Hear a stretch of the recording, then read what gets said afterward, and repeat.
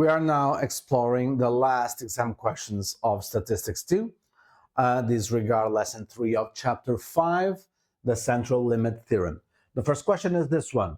It's from June 2009, paper 7. It's question 2. It says, the weights in grams of oranges grown in a certain area are normally distributed with mean mu and standard deviation sigma. A random sample of 50 of these oranges was taken, and the 97% confidence interval for mu based on this sample was 222.1 to 132.1. Calculate unbiased estimates of the mean and the variance. This is a little bit different of a question. You are asked to calculate unbiased estimates for the mean, and what you have. You have the sample size, you have the confidence interval, and you have the confidence limits, okay? So we can actually use the confidence limits to get the value of the mean, because these lie at the both extremes of the interval, which means that the mean is right in the middle, right? So all you have to do is to add these two, divide by 2, and you have the mean, right? That's what you have. The mean is 227.1. You also need to calculate the value of the variance. How are you going to get the variance? If you look over here, what do you have? You have the value of the lower or the upper confidence limit, and you have the value of the mean. Okay? So basically, what are you missing to get the value of the sigma? You are missing, actually you are not missing, you have the value of n. What you are missing is the value of k, because you have a 97% confidence interval. It is not expressed over here. So this is one of those cases in which you have to calculate using this, okay? You use the MF19. First, you get the value of the probability associated with this confidence level, 97%. You put it as a decimal on this formula. That's what I did over here. And you get this value, for which the value of k using MF19 is 2.17. So you already know the value of k, okay? So what you have here, this is the sample mean. This is the lower, I picked the lower confidence interval limit. This is the sample mean, and 2.17 is the value of k. The only thing I'm missing is sigma, okay? So I'll calculate sigma. Sigma, this is not the thing that I want. I don't want the standard deviation, I want the variance. So I square it, and here it is, the standard deviation. Sorry, the variance. Next question is, estimate the sample size, so you want to know n, that would be required in order for a 97% confidence interval from you to have width 8. So you are being told that the width is 8, okay? And you want to calculate the sample size, so you basically have to use this. You have k, because it's still the 97% confidence interval, so that it is the value of k that you calculated before. You already know what the standard deviation is. The thing that you are missing is e. What is e? Is the maximum error. What is the maximum error? The maximum error is just the interval width divided by 2. They say in the question that the interval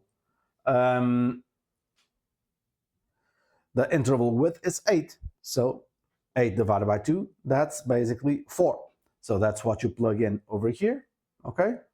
Just put the numbers, and you have the value 78.1. Don't forget that n must be an integer, okay?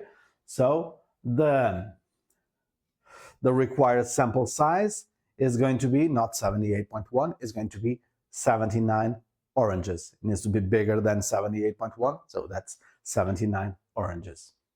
Next question, October, November, 2000 and what? 2000 and, let me see here, 2005, and that's question 4. First question is very basic. Give a reason why, in carrying out a statistical investigation, a sample rather than a complete population may be used. Here, it just may pick whatever reason. I think I put 3 of them over here. Could pick just one. Taking a sample is quicker. Actually, the whole population may be inaccessible. Getting a sample is cheaper. Well, just pick one. Then,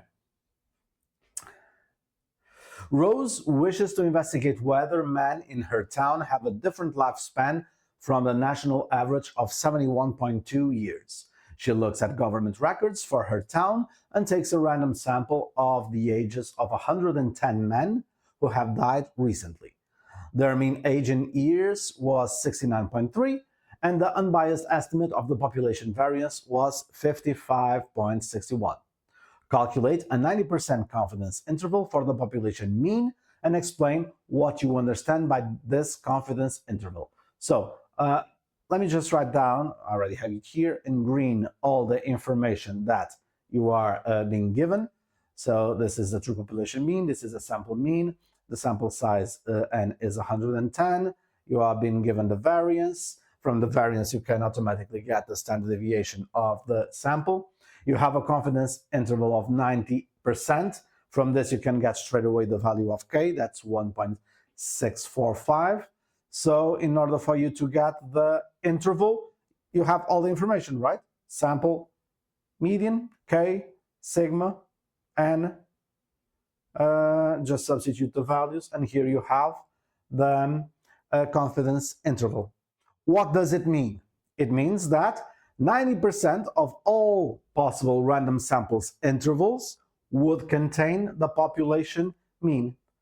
I mean, it's not this in particular. What the question is asking is explain what you understand by this confidence interval of 90%. It means that if you take, again, like I said in lesson, 100 sample means, you would expect around 90 of them to contain the true population mean. That's what it means, okay? You can't be sure about this one yet. That's going to be the next question, if I'm not mistaken. State, with a reason, what conclusion about the lifespan of men in her town Rose could draw from this confidence interval.